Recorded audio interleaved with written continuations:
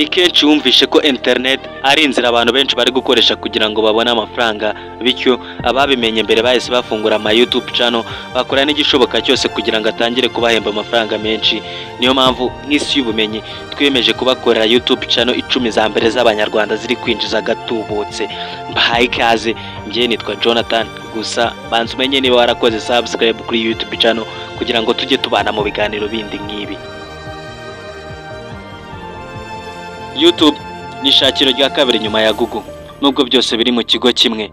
YouTube ikaba igira uburyo bubiri ikoresha mbama abayikorera, icyo bita Google AdSense na Google Ad Revenue. Google AdSense ni igihe business cyangwa ikigo cy'ishoramari gishaka kwamamaza ibyo gikora hirya no hino ku isi, bityo cyandikira Google email ikubiyemo ubutumwa gishaka kwamamaza hirya no hino ku isi, na YouTube ikareba ibyo bihugu aba YouTuber bari muri ibyo bihugu ikabahereza ubwo butuma bakabwamamaza, bityo bitewe na video wakoze, uburyo yakunzwemo, igihe yerekanwe, aho yerekanwe, ururimi yakorewemo, n'abayirebye igihe bayirebye, n'ubwo butumwa niba babashije kubugeraho, YouTube ikaguha amafaranga angana na 45% byayo yinjije, nayo igasikara na 55%. Ibi nibyo bituma YouTube channel ya mbere ku isi ishobora kwinjiza amafaranga menshi, ari YouTube channel ya MrBeast ushobora kwinjiza arenga miliyari 15 na miliyoni 950 mu mafaranga y'u Rwanda mu gihe kingana n'ukwezi, yagera mu gihe kingana n'umwaka ikinjiza arenga miliyari 214 na miliyoni 600. Nagutinda gaduhite dutangira na YouTube channel iri ku mwanya wa 10. Iyi ni YouTube channel ya MI Empire. Iyi ni channel ya Irene Murindahabi, umunyamakuru watangiye akora The Choice Life, gusa mu kwezi kwa kabiri ku mwaka wa 2018 aza guhita ashinga channel ye ahita MI Empire. Iyi amaze gushyiraho video zirenga 1600 zimaze gukurikirwa n'abarenga miliyoni 159 iyo bita views, ndetse ikaba imaze kugira abasubscribe barenga 898. Iyi ikaba ishobora kumwinjiriza hagati ya miliyoni 1,200 na miliyoni 20,300 ku kwezi. Mu gihe cy'umwaka ikaba ishobora kwinjiza miliyoni 15,900 kugeza kuri miliyoni 246,500 mu gihe cy'umwaka. Iyi mu gihe cy'ukwezi kumwe ikaba ishobora gukurikirwa n'abarenga miliyoni 3,400 aba views, ndetse ikaba ishobora no kugira abasubscribe bagera ku 25,000 mu gihe kingana n'ukwezi. Iyi YouTube channel ifite indirimbo ya mbere yakurikiranwe cyane kuri iyi YouTube channel ni Simagarara ya Festina na Dorcas, yashyizweho ku itariki ya 10 z'ukwezi kwa 12 mu mwaka wa 2021. Ikaba imaze kugira abayireba bangana na miliyoni 9,200 mu gihe imazeho. Ku mwanya wa 9 turasanga Niyitegeka Gracian, Papa Sava, Seburikoko, Sekaganda n'andi menshi mwamumenyeho kubera gukina filimi. Uyu urugendo rwo gushinga YouTube channel yarutangiye kwa 29 Kamena mwaka wa 2013. Ashinga channel ahita Niyitegeka Gracian, imaze kugira abasubscribe barenga 960 kuri video zirenga 2,000 amaze gushyiraho, na views zigera kuri miliyoni 299. Uyu YouTube channel ishobora kumwinjiriza agera ku madolari 50,568 ndetse n'amadolari 9,000 twagera mu gihe cy'umwaka igashobora kuba yamwinjiriza miliyoni 17,400 mu manyarwanda na miliyoni 279,800 mu mafaranga y'u Rwanda. Iyi YouTube channel mu gihe kingana n'iminsi 30 ishobora kugira abayisura bangana na miliyoni 2,300 ndetse igashobora kubikusanyiriza abasubscribe bagera ku 7,000. YouTube channel ya Niyitegeka Gracian ifite video yakunzwe cyane ya filimi yagize miliyoni 2,600 mu gihe cy'imyaka 2 imazeho. Iyi YouTube channel kandi ifite video 9 zose zabashije kugera kuri miliyoni y'abazirebye cyangwa se aba viewers nk'uko YouTube channel. Ku mwanya wa 8 turasanga channel y'igikundiro mu banyarwanda, ni channel ya Murungi Sabe ikitwa Simbi TV. Iyi imaze gukusanya abasubscribe bangana na miliyoni 1,470. Murungi Sabe amaze gushyiraho video zingana n'ibihumbi 4,500 kuva mu kwa 9 k'umwaka wa 2017 zimaze kugira views zingana na miliyoni 441. Iyi YouTube channel ku gihe kingana n'umwaka ishobora kuba yamwinjiriza hagati ya miliyoni 18 n'ibihumbi 800 kugeza kuri miliyoni 308 n'ibihumbi 800. YouTube channel mu gihe kingana n'ukwezi kumwe ishobora kubikusanyije abasubscribe bangana n'ibihumbi 10. Iyi YouTube channel kandi nanone ikaba ifite video yakunzwe cyane maze y'imyaka 6 imaze kugira miliyoni 4 n'ibihumbi 200. Iyi ifite video zose 6 zabashije kugera kuri miliyoni y'abarebyi cyangwa se aba views. Nk'uko imibare ya Social Blade igaragaza ko umuhanzi wahoze aririmba indirimbo z'urukundo nka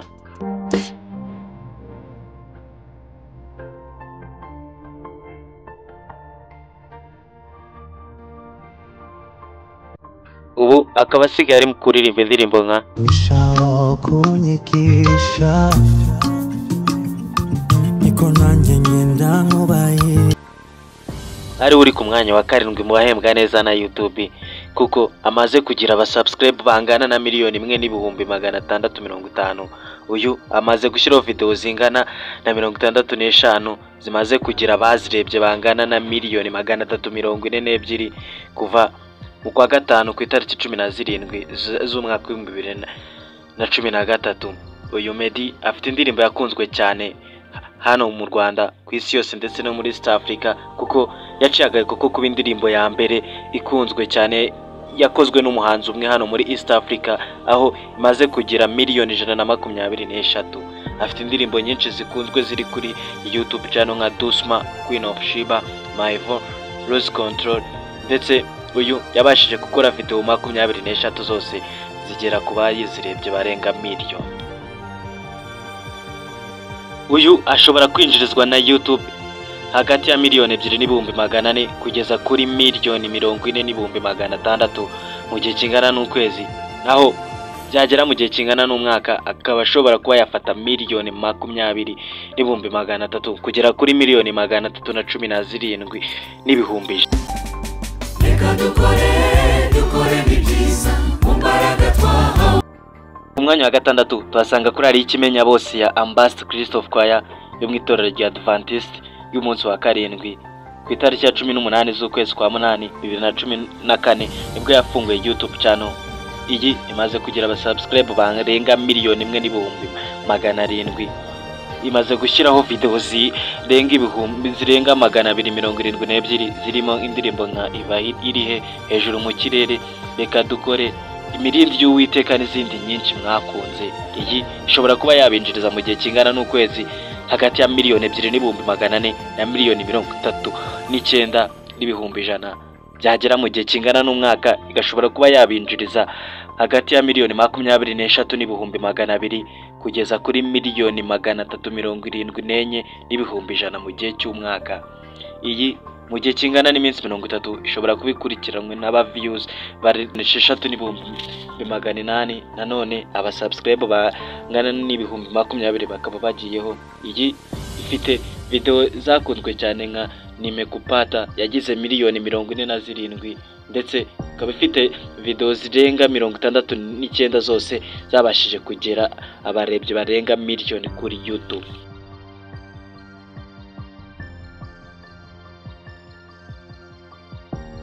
Ku mwanya wa 5 turasanga Rock Entertainment akunze kwita Kibaruma, Kibahana cyangwa Rock Kimomo. Uyu yatangiye ari umusobanuzi gusa nyuma aza kubifatanya no gukora ibyegeranyo cyangwa ibindi biganiro bitandukanye. Yashinze YouTube channel atangira afasha abahanzi nka Papa Cyangwe, gusa nyuma yaje gusibaho indirimbo za Papa Cyangwe akomerezaho na YouTube channel ye ashyiraho ibiganiro. Ubu imaze kugira abasubscribe barenga miliyoni 1 n'ibihumbi 300 kuri video zirenga 834. Imaze kugira views zirenga miliyoni 132. Iyi yashinzwe mu kwezi kwa 5 kugitangira ku itariki ya mbere mu mwaka wa 2019. Iyi ishobora kumwinjiriza hagati ya miliyoni 1 n'ibihumbi 500 mu gihe kingana n'ukwezi kugeza kuri miliyoni 30 26. Iyi YouTube channel ya Rock Entertainment mu gihe kingana n'umwaka ishobora kuba yinjije hagati ya miliyoni 30,400 na miliyoni 482,800. Iyi ifite video yabashije kugera kuri miliyoni n'ibihumbi 300 kuri iyi YouTube channel. Mbere yuko twakira ababaramyi, reka tubanze tukwibutse ko hari ku isi y'ubumenyi. Niba wakunze iyi video kanda like, nanone ukande subscribe kugira ngo uzabone izindi video zikurikira. Ku mwanya wa 4 turasanga Papi Clever na Dorcas. Aba ni famiye y'umugabo n'umugore bakora umurimo wo kuririmbira Imana binyuze mu ndirimbo inyinshi bakazishyira kuri YouTube channel yabo yitwa Papi Clever na Dorcas. Iyi maze kugira abasubscribe barenga miliyoni 1,100,000 ku ndirimbo batangiye bakora za cover zo mu gitabo, bakora izindi zo mu Kinyarwanda ndetse banakora izo mu Giswahili. Aha bafite video zirenga 575 zimaze kujya kuri YouTube yabo, zimaze kugira abarebye bangana na miliyoni 292 kuva mu kwa gatandatu ku itariki 19 z'umwaka wa 2017. Izi zishobora kubinjiriza hagati ya miliyoni 2,500 ndetse na miliyoni 4,200 mu gihe cy'ukwezi. Byagera mu gihe cy'umwaka bagashobora kuba bakwinjiza hagati ya miliyoni 33,300 kugeza kuri miliyoni 526,300 mu gihe kingana n'umwaka. Aba bafite indirimbo yakunzwe cyane yitwa Ameniweka Huru Kweli yagize miliyoni 53 mu gihe cy'imyaka 2 mazeho, ndetse bafite na video zirenga 53 zabashije kugira miliyoni y'abarebye kuri YouTube.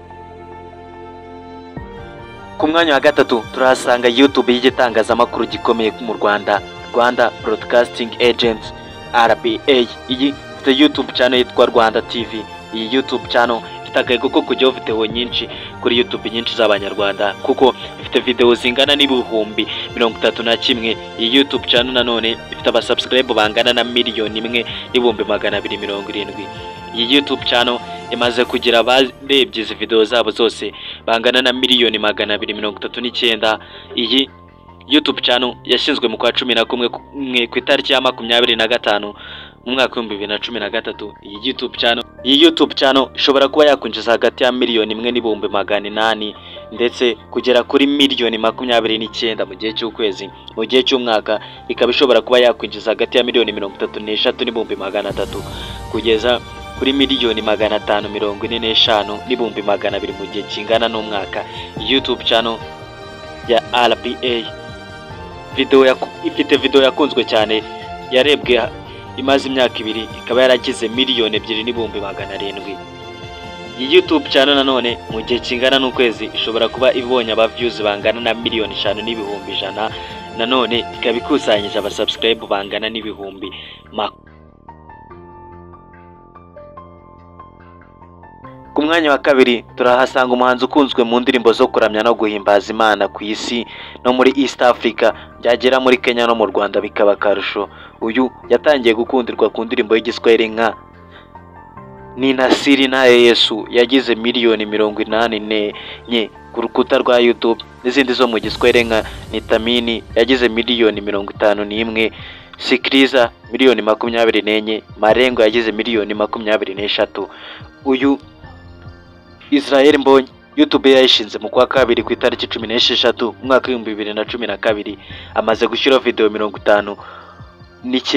Muri izo video zose yasizeho video 9 nizo zitabashije kugera kuri miliyoni y'abazirebye, kuko video 50 zose zageze kuri miliyoni y'abazirebye. Uyu izi video zose amaze gushyiraho zimaze kugira miliyoni 410 ku rukuta rwa YouTube. Nanone Israel Mbonyi YouTube channel ye imaze kugira abasubscribe bangana barenga miliyoni 2 mu gihe cy'ukwezi. Mu minsi 30 yonyine ashobora kuba abonye abasubscribe bangana na miliyoni 8,600. Nanone abasubscribe bangana n'ibihumbi 50 bakaba bagiyeho. Israel Mbonyi ashobora kuba yakwinjiza hagati ya miliyoni 3 n'ibihumbi 100 kugera kuri miliyoni 50 n'ibihumbi 70 mu gihe cy'ukwezi. Mu gihe cy'umwaka akaba abonye miliyoni 50 n'ibihumbi 70 kugeza kuri miliyoni 804 n'ibihumbi 70 mu gihe cy'umwaka. Ndabizi Buri munyarwanda afite amatsiko yo kumenya YouTube yinjiza agatubutse mu Rwanda, gusa mwibutse ko YouTube iri kureba kino kiganiro itagaragara kuri runo rutonde, kuko niyo ugiye ku rukuta rwa Social Blade rutangaza aya makuru ntabwo uyisangaho. Gusa aya si amakuru aba yizewe 100%, kuko amakuru ya nyayo y'amafaranga YouTube itanga atajya ajya hanze. Gusa hari imbuga zikora ibisa nk'igereranya, kuko bigendeye ku byo YouTube igenderaho kugira ngo ihembe, yaba umubare wa video wakoze, aba subscribe ufite, like, comment n'ibindi byose wabonye, igihe video yawe yarebewe, bihugu yarebwemo, ururimi wayikozemo, abayirebye igihe bayirebye, niba publicité zatanzwe muri izo video wazirebye, n'amafaranga izo publicité zatanze ukabangana, byose yabikusanya igatanga amakuru ashobora kuba asa nk'igereranya kugira ngo harebwe amafaranga YouTube itanga. Gusa amafaranga ya nyayo ntago ajya abaho atangazwa. Umwanya wa mbere uyoboye urutonde wabashije guhigika abandi banyarwanda mu gukorera neza YouTube ndetse ikanamuha agatubutse, bamwita nyiri Afrimax Rwanda Limited. Iki ni ikigo kirimo YouTube channel enye gusa, igiza ku mwanya wa mbere mu Rwanda ahita Afrimax English. Iyi ifite abasubscribe bangana na 3,760,000. Iyi ni nayo YouTube channel ifite abantu benshi b'abasubscribe mu Rwanda. Iyi ifite video zirenga 1,400,000 ziri kuri iyi YouTube, yawe maze gukurikirwa n'abarenga 1,1,000,000 kuri urukuta rwa YouTube. Iyi yashinzwe mu kwa 11 ku itariki 22 z'umwaka wa 2015. Ishobora kuba yamwinjiriza agera kuri 59,000,000 na 1,949,000, hafi miliyari mu gihe cy'ukwezi. Nanone mu gihe kingana n'umwaka igashobora kuba yamwinjiriza agera kuri 78,000,000 na miliyari imwe n'amafaranga 1,200,000 y'u Rwanda mu gihe cy'umwaka umwe gusa. Mu minsi 30 yonyine ashobora kuba abonye aba views bagera kuri 1,164,000 mu gihe cy'iminsi 30. Nanone kandi akaba abonye aba subscribe bangana na n'ibihumbi 220.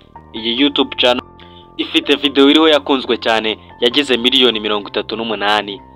Nanone YouTube channel ifite video zirenga 120 zose zabashije kugera kuri miliyoni y'abazirebye. Nyiri Afrimax gusa sahakura amafaranga honyine, kuko afite n'indi YouTube channel yitwa Afrimax TV. Iyi imaze kugera aba subscribe bagera kuri 1,1,700,000. Iyi imaze kugeraho video zirenga 2,200,000, aho imaze kugira views zingana na 1,373,000. Iyi yashinzwe kuva mu kwa gatandatu ku mwaka wa 2018. Iyi YouTube bara kuba yamwinjiriza hagati y'amafaranga 720,000 kugera kuri 1,010,000 mu gihe cy'ukwezi. Nanone mu gihe cy'umwaka yashobora kuba yamwinjiriza kuva kuri 9,900,000 kugera kuri 1,144,900 mu gihe kingana n'umwaka. Nanone nyiri Afrimax afite iyo bita Afrimax France, ifite abasubscribe bagera kuri 732,000. Iyi iriho video zirenga 1,000 zageze abazirebye zibangana na 1,148,000 kuva mu kwa gatanu ku mwaka wa 2022. Iyi Afrimax France ishobora kuba yamwinjiriza hagati ya 1,1,200,000 na 1,18,800 mu gihe cy'ukwezi, ndetse ikaba ishobora no kuba yamwinjiriza hagati ya 9,900,000 kugeza kuri 1,52,200,000 mu gihe kingana n'umwaka. Iyi YouTube channel mu gihe cy'ukwezi kumwe konyine ishobora kuba ibonye 300,000 z'aba views abareba ibiganiro ashyiraho, ndetse ikagira aba subscribe bangana n'ibihumbi 10 muri iki gihe cy'ukwezi. Nanone hari yitwa Afrimax Swahili, ifite aba subscribe bangana n'ibihumbi 117 kuri video zingana na 394. Nanone ikaba ifite views zingana na 329,000,000. Nanone ikaba yarashinzwe mu kwa gatanu ku itariki 17 2019. Iyi YouTube channel ishobora kuba yakwinjiza hagati y'ibihumbi 240 kugeza kuri 3,000,000 mu gihe cy'ukwezi. Nanone ikaba ishobora kuba yakwinjiza hagati ya 1,500,000 kugeza kuri 1,94,200,000 mu gihe cy'ukwezi. Iyi YouTube channel mu gihe cy'iminsi 30 gusa ishobora kuba yinjiza hagati y'abantu 762 Dukurikije ikigereranyo cy'imibare nyiri Afrimax ashobora kubafata, nyiri Afrimax ashobora kubafata agera kuri miliyoni 980 ku kwezi. Nanone ku mwaka akashobora kubafata angana na billion 1 na miliyoni 400 cyangwa miliyari 1 y'amanyarwanda kugera kuri miliyoni 400 mu mafaranga y'u Rwanda mu gihe kingana n'umwaka umwe gusa. Nanone reka mbibutse ko hari ku isi y'ubumenyi, reka ubutaha tuzaze tubabwira imwe mu bigenderwaho kugira ngo YouTube channel itangire guhembe, kugira ngo YouTube channel ikwinjize mu mubare wafata amafaranga, nawe utangire gukirigita ku gatubutse. Iyi ni isi y'ubumenyi, nitwa Jonathan, tuzahure mu biganiro bindi. Hasta